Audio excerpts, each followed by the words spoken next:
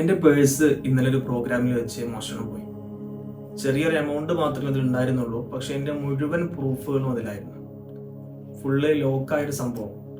പക്ഷേ പേഴ്സ് നിന്ന് തിരിച്ചു കിട്ടി, ഡോക്യുമെന്റ്സ് കിട്ടി, എമൗണ്ട് നഷ്ടപ്പെട്ടു. ഞാൻ ആ സമയം തന്നെ അത് പൊരുത്തപ്പെട്ടു കൊടുത്തു.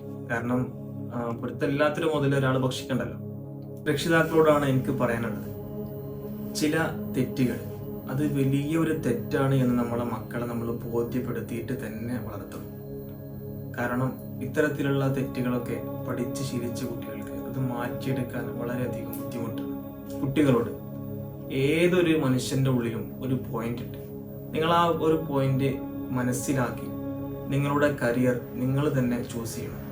നിങ്ങളുടെ ജീവിതം അത് എത്രത്തോളം സുന്ദരമാക്കാൻ കഴിയുമോ, എത്രത്തോളം വിജയിപ്പിക്കാൻ കഴിയുമോ എന്നുള്ളത് നിങ്ങളുടെ എഫേർട്ടാണ്, നിങ്ങളുടെ പരിശ്രമങ്ങളാണ്. സോ പരിശ്രമിക്കുക, പഠിക്കുക, സമ്പാദിക്കുക.